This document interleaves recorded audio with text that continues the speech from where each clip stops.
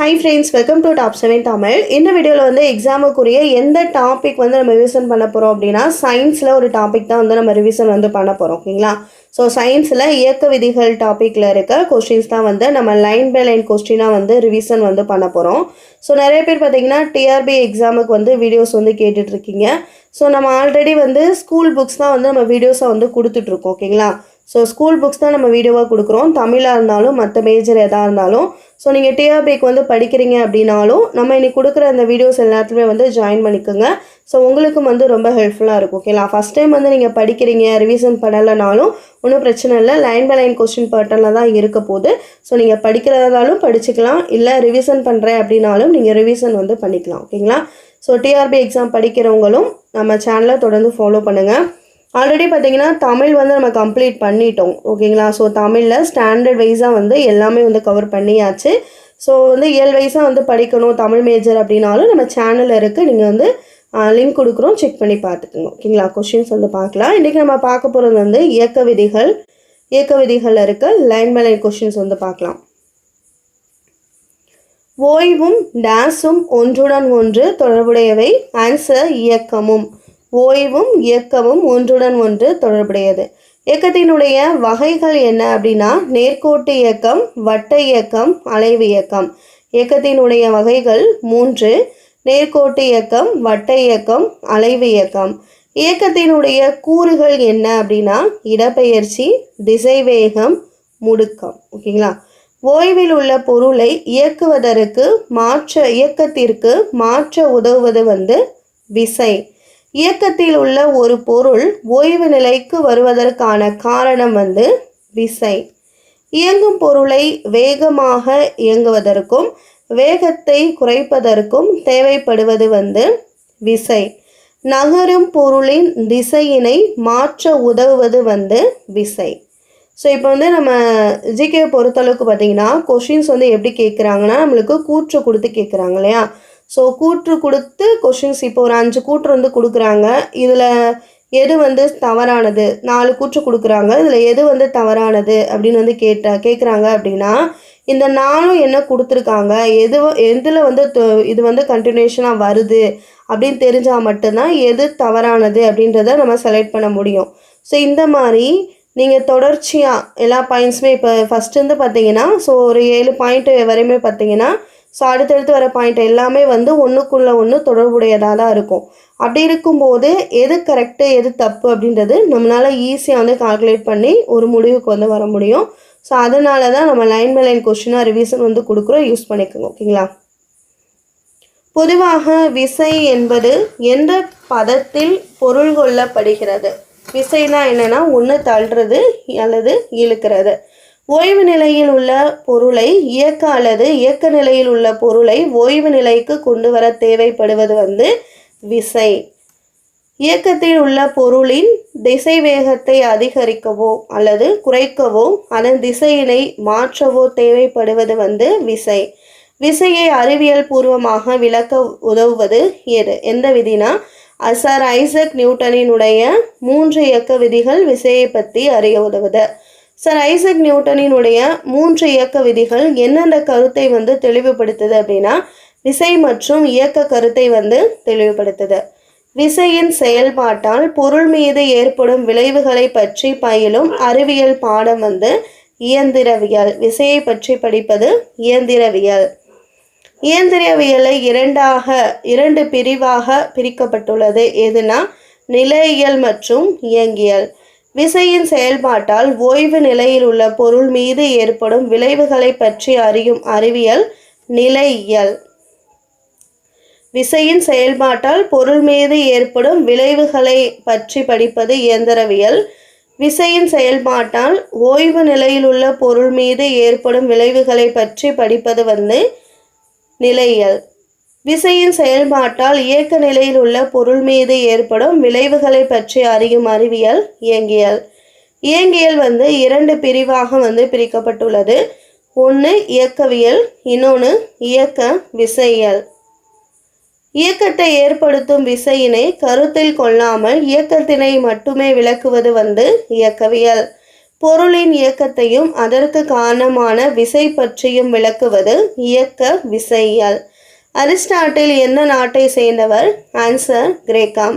கிரேக்க நாட்டில் வாழ்ந்த ஒரு சிறந்த அறிவியல் மற்றும் தத்துவ அறிஞர் யார்? Answer Aristotle. இயங்கும் பொருட்களை ஓய்வு நிலைக்கு கொண்டு வர புறவிசை ஏதும் தேவையில்லை எனில் அவ்வகை இயக்கம் இயற்கையான இயக்கம் என கூறியவர் யார்? Answer Aristotle. விசை சார்பற்ற இயக்கம் எது? ஆன்சர் இயற்கையான இயக்கம். இயங்கும் பொருட்களை ஓய்வு நிலைக்கு கொண்டு வர புறவிசை தேவைப்படும் எனில் அவ்வகை இயக்கம் இயற்கைக்கு மாறான இயக்கம். விசை சார்பு இயக்கம் என்பது இயற்கைக்கு மாறான இயக்கம். இருவேறு நிறை கொண்ட பொருட்கள் சம உயரத்தில் இருந்து விழும்போது அதிக நிறை கொண்ட பொருள் வெகு வேகமாக விழும் என கூறியவர் அரிஸ்டாட்டில். வெற்றிடத்தில் வெவ்வேறு நிறை கொண்ட பொருட்கள் யாவும் ஒரே உயரத்தில் இருந்து விழும்போது அவை ஒரே நேரத்தில் தரையை வந்தடையும். பொருட்களின் மீது விசையின் தாக்கம் இருக்கும்போது தம் நிலை மாற்றத்தினை தவிர்க்க முயலும் தன்மை நிலைமம் எனப்படும். நாம் பேருந்தில் பயணம் செய்யும் போது திடீரென நிறுத்தப்படுவது உடல் முன்னோக்கி சாய்கிறது. ஓய்வு நிலையில் உள்ள பேருந்து திடீரென நகரும் போது உள்ளிருக்கும் நாம் பின்னோக்கி சாய்கிறோம். நிலையாக உள்ள ஒவ்வொரு பொருளும் தமது ஓய்வு நிலை மாற்றத்தை எதிர்க்கும் பண்பு ஓய்வில் நிலைமம் எனப்படும். கிளைகளை உலுக்கிய பின் மரத்தில் இருந்து விழும் இலைகள், பழுத்த பின் விழும் பழங்கள் யாவும் எதற்கான எடுத்துக்காட்டு? ஆன்சர் ஓய்விற்கான நிலைமம். இயக்க நிலையில் உள்ள பொருள் தமது இயக்க நிலை மாற்றத்தை எதிர்க்கும் பண்பு இயக்கத்தில் நிலைமம் எனப்படும். நீளம் தாண்டுதல் போட்டியில் உள்ள போட்டியாளர் நீண்ட தூரம் தாண்டுவதற்காக தாம் தாண்டும் முன் சிறிது தூரம் ஓடுவதற்கான காரணம் இயக்கத்திற்கான நிலைமம். இயக்க நிலையில் உள்ள பொருள் இயங்கும் திசையில் இருந்து மாறாது திசை மாற்றத்தினை எதிர்க்கும் பண்பு திசையில் நிலைமம் எனப்படும். ஓடும் மகிழுந்து வலைப்பாதையில் செல்லும் போது பயணியர் ஒரு பக்கமாக சாய்வது திசைக்கான நிலைமம். திசை வேகமோ நிறையோ அதிகமானால் விசையின் தாக்கமும் அதிகமாகும். ஒரு பொருள் மீது செயல்படும் விசையின் தாக்கத்தை எதன் மூலம் அளவிடலாம்? ஆன்சர் நேர்கோட்டு உந்தம். இயங்கும் பொருளின் நிறை மற்றும் திசை வேகத்தின் பெருக்கல் பலன் உந்தம் எனப்படும். இந்த உந்தம் என்பது ஒரு வெக்டர் அளவாகும். விசையின் எண்மதிப்பானது எதனால் அளவிடப்படுகிறது? ஆன்சர் உந்தம். உந்தத்தினுடைய SI அலகு கிலோகிராம் மீட்டர் வினாடி -1. நியூட்டனின் முதல் விதி நிலைம விதி என அழைக்கப்படுது. ஒவ்வொரு பொருளும் புறவிசை ஏதும் செயல்படாத வரையில் தமது ஓய்வு நிலையிலோ அல்லது சீராக இயங்கிக் கொண்டிருக்கும் நேர்கோட்டு நிலையிலோ தொடர்ந்து இருக்கும் விதி நியூட்டனின் முதல் விதி. விசையானது எண்மதிப்பையும் திசையும் கொண்ட ஒரு வெக்டர் அளவாகும். இரண்டு அல்லது இரண்டிற்கும் மேற்பட்ட சமமான அல்லது சமமற்ற விசைகள் ஒரே திசையில் ஒரு பொருள் மீது இணையாக செயல்படுவது ஒத்த இணை விசைகள் என அழைக்கப்படுது. இரண்டு அல்லது இரண்டிற்கும் மேற்பட்ட சமமான அல்லது சமமற்ற விசைகள் எதிரெதிர் திசையில் ஒரு பொருள் மீது இணையாக செயல்படுவது மாறுபட்ட இணை விசைகள் என அழைக்கப்படுது. ஒரு பொருள் மீது பல்வேறு விசைகள் செயல்படுத்தும் போது அவற்றின் மொத்த விளைவை ஏற்படுத்தும் ஒரு தனித்த விசை தொகுபயன் விசை என அழைக்கப்படுது. தொகுபயன் விசையின் மதிப்பு சுழி எனில் இவ்விசை சமன் செய்யப்பட்ட விசைகள் எனப்படும். தொகுபயன் விசை மதிப்பு சுழி இல்லை எனில் இவ்விசை சமன் செய்யப்படாத விசைகள் என அழைக்கப்படுது. சமன் செய்யப்படாத விசைகளுக்கான எடுத்துக்காட்டு என்னென்ன அப்படின்னா, கிணற்றிலிருந்து நீர் எடுக்க செயல்படும் விசை, நெம்புகோலின் மீது செயல்படும் விசை, தராசு தட்டுக்களில் செயல்படும் விசை, இது எல்லாமே சமன் செய்யப்படாத விசைகளுக்கு உதாரணம். தொகுபயன் விசைக்கு சமமான ஆனால் எதிர் திசையில் செயல்படும் ஒரு விசையானது பொருளை சமநிலைக்கு கொண்டு வர உதவுவது எதிர் சமனி என அழைக்கப்படுது. கதவினை திறக்க அல்லது மூட விசையின் எந்த பகுதியில் செலுத்துவது எளிது? ஆன்சர் விளிம்புகளில். கதவில் உள்ள நிலையான இணைப்பு அச்சு சுழல் அச்சு. ஒத்த இணை விசைகள் F1 F2 ஒரே திசையில் செயல்பட்டால் அதன் தொகு விசை எவ்வளவுனா F1 + F2. சமமற்ற ஒத்த இணைனா F1 + F2. சமமற்ற அதாவது வெவ்வேறான மதிப்புகள் கொண்ட இணை விசைகள் எதிரெதிர் திசையில் செயல்பட்டால் தொகு விசை F1 - F2. சமமான விசைகள் எதிரெதிர் திசையில் ஒரே நேரத்தில் நேர்கோட்டில் செயல்பட்டால் தொகுபயன் F1 = F2. தண்டு ஒன்றின் முனையை தரையில் பொருத்தி மறுமுனையில் விசை செயல்பட்டு சுழலும் புள்ளி சுழற் புள்ளி என அழைக்கப்படுது.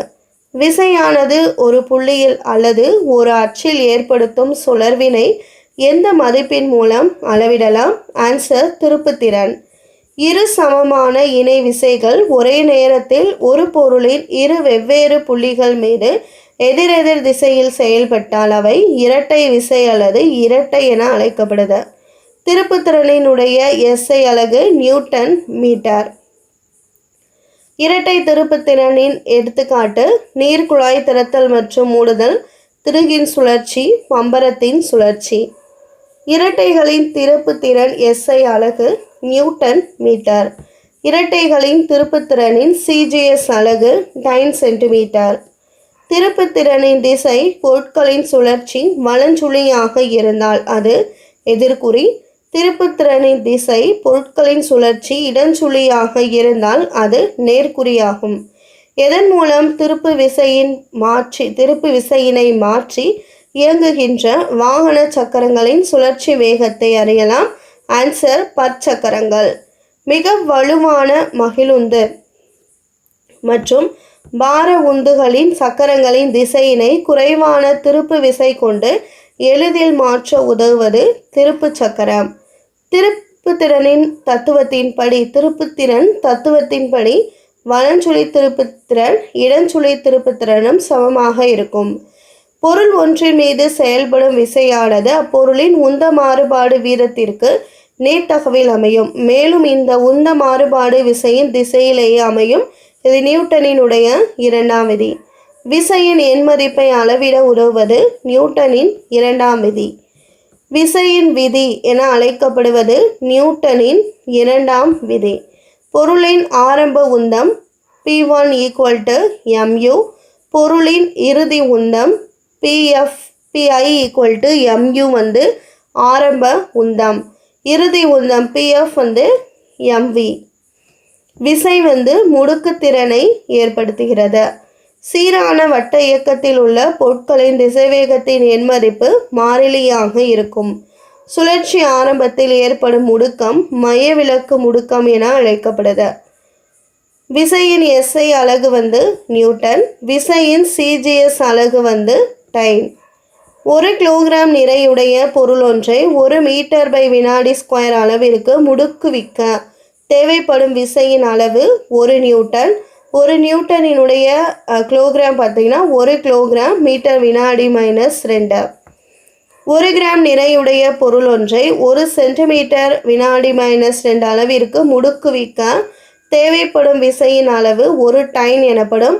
1 டைன் என்பது 1 கிலோ சென்டிமீட்டர்/வினாடி². 1 நியூட்டன் என்பது எத்தனை டைன் அப்படின்னா 10⁵ டைன். 1 கிலோகிராம் நிறையுள்ள பொருள் ஒன்றை 1 மீட்டர்/வினாடி² அளவிற்கு முடுக்குவிக்க தேவைப்படும் விசையின் அளவு 1 நியூட்டன். இது எவ்வாறு அழைக்கப்படுகிறது? ஆன்சர் ஓரலகு விசை. ஓரலகு நிறையுள்ள 1 கிலோகிராம் பொருள் ஒன்றை புவியீர்ப்பு முடுக்கத்திற்கு அதாவது 9.8 மீட்டர்/வினாடி² இணையாக முடுக்குவிக்க தேவைப்படும் விசையின் அளவு எவ்வாறு அழைக்கப்படுகிறது? ஆன்சர் ஈர்ப்பியல் அலகு விசை. ஈர்ப்பியல் அலகு விசையின் SI அலகு கிலோகிராம் விசை. ஈர்ப்பியல் அலகு விசையின் CGS அலகு கிராம் விசை GF. 1 kilogram dash Newton. 1 kilogram F என்பது 9.8 நியூட்டன். 1 கிராம் F என்பது 980 டைன். மிக குறைந்த கால அளவில் மிக அதிக அளவு செயல்படும் விசை கணத்தாக்கு விசை என அழைக்கப்படுது. கணத்தாக்கு விசை என்பது J = F × T. கணத்தாக்கு என்பது எந்த மாறுபாட்டின் சமமான அளவாகும்? ஆன்சர் உந்த மாறுபாடு. கணத்தாக்கு விசையின் அலகு கிலோகிராம் மீட்டர் வினாடி அல்லது நியூட்டன் வினாடி. பொருளின் மோதல் காலம் குறையும் போது அப்பொருளின் மீது செயல்படும் கணத்தாக்கு விசையின் மதிப்பு அதிகமாகும். பொருளின் மோதல் கால மதிப்பு அதிகமாகும் போது அப்பொருளின் மீது செயல்படும் கணத்தாக்கு விசையின் மதிப்பு குறையும். சீரற்ற பரப்பில் இருசக்கர வாகன பயணத்தின் போது கணத்தாக்கு விசை அதிர்வுகளை குறைப்பதற்காக வைக்கப்பட்ட பொருள் சுருள்வில் அமைப்புகளும் அதிர்வுறிஞ்சிகளும். கிரிக்கெட் விளையாட்டில் வேகமாக வரும் பந்தினை பிடிக்க விளையாட்டு வீரர் கையினை பின்னோக்கி இழுப்பது கணத்தாக்கு விசையை குறைப்பதற்காக. ஒவ்வொரு விசைக்கும் சமமான எதிர்விசை உண்டு. விசையும் எதிர்விசையும் எப்போதும் இருவேறு பொருள் மீது செயல்படும். இது நியூட்டனினுடைய மூன்றாம் இயக்க விதி. நியூட்டனின் மூன்றாம் இயக்க விதிக்கு உதாரணம், பறவை தம் சிறகுகள் விசைகளின் விசை மூலம் காற்றையே கீழே தள்ளுது. இங்கே செயல்படுவது விசை. காற்று அதற்கு சமமான எதிர்விசையை உண்டாக்கி பறவை மேலே பறக்க வைக்கிறது. இது எதிர்விசை. ஓகேங்களா? விசையும் எதிர்விசையும் வெவ்வேறு பொருளில் செயல்படும்.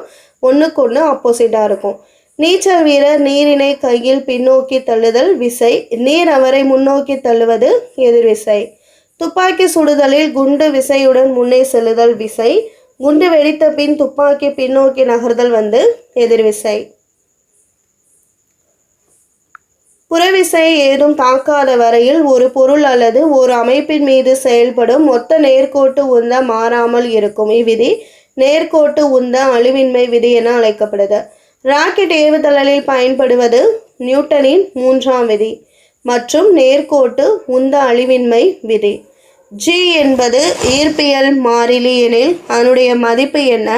Answer 6.6474 × 10⁻⁻11 newton metre square kilogram -2.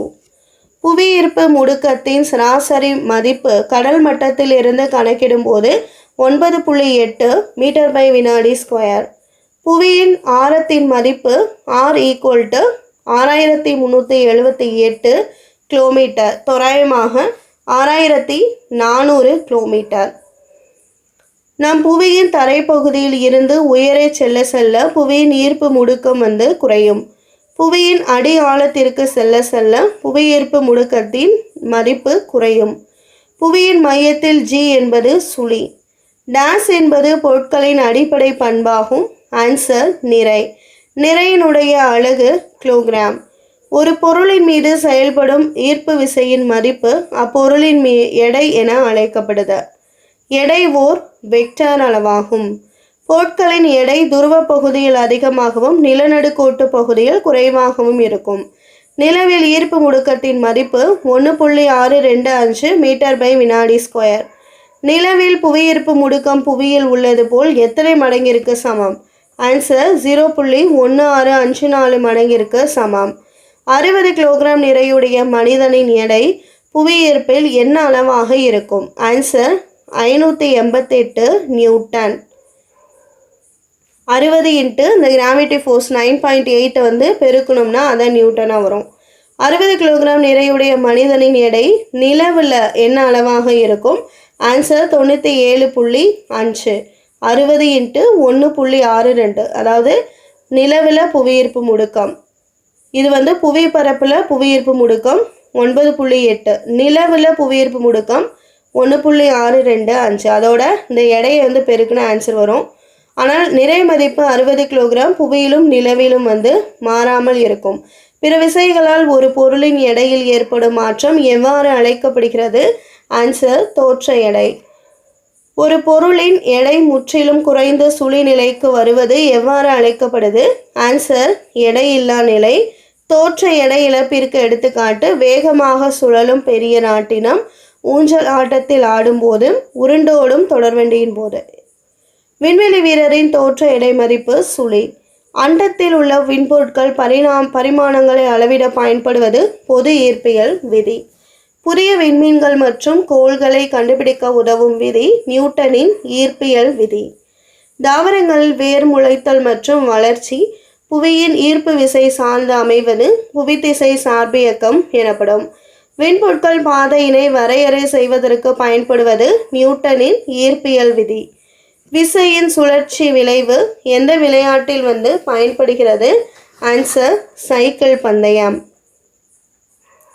இந்த வீடியோவில் வந்து இயக்க விதிகளில் இருக்க லைன் பை லைன் கொஸ்டின்ஸ்லாம் வந்து நம்ம ரிவிஷன் பண்ணோம் சயின்ஸில். ஸோ ஆல்ரெடி இது படிச்சிருப்பீங்க. நம்மளுக்கு குரூப் 4 குரூப் 2 ப்ரிலியம்ஸை பொறுத்தளவுக்கு சயின்ஸில் கம்மியான கொஸ்டின்ஸ் அப்படின்னாலும் செலக்டட் லெசன்ஸ் வந்து படிக்கிறது ரொம்ப ரொம்ப முக்கியம். ஸோ இப்போ இருக்க சிச்சுவேஷனில் இந்த 5 கொஸ்டின் வந்து ரொம்ப ரொம்ப முக்கியம் அப்படின்னு நம்ம வந்து கண்டிப்பாக குரூப் 4 எக்ஸாம் எழுதும்போது ஃபீல் பண்ணியிருப்போம் ஜிஎஸ்ஸை பொறுத்தளவுக்கு. ஆனால் எதையும் விட வேணால் படிச்சுக்கோங்க. ஸ்டார்டிங்லேயே சொன்ன மாதிரி டிஆர்பி எக்ஸாம் எழுதுகிறவங்களும் நம்ம சேனல் வந்து ஃபாலோ பண்ணுங்கள். ஸ்கூல் புக் தான் நம்ம வந்து போடுறோம். ஸோ ஸ்கூல் புக்கு அப்படின்னும் போது உங்களுக்கும் கண்டிப்பாக யூஸ்ஃபுல்லாக இருக்கும். ஆல்ரெடி நம்ம தமிழ் வந்து கம்ப்ளீட் பண்ணியாச்சு, மேக்ஸ் வீடியோவும் வந்து கொடுத்தாச்சு. ஓகேங்களா? ஸ்டாண்டர்ட் வைஸாக போட்டுட்ருக்கோம். தொடர்ந்து ஃபாலோ பண்ணுங்கள் அண்ட் சப்போர்ட் பண்ணுங்கள். ஓகேங்களா? ஸோ இந்த லெசன் பார்த்தீங்கன்னா 10th ஸ்டாண்டர்டில் வந்து இருக்குது. யாராவது பார்க்குறீங்க அப்படின்னா கண்டிப்பாக வந்து ரெஃபர் பண்ணி பார்த்துக்கோங்க. ஓகேங்களா? இந்த வீடியோ வாட்ச் பண்ணதுக்கு தேங்க்யூ.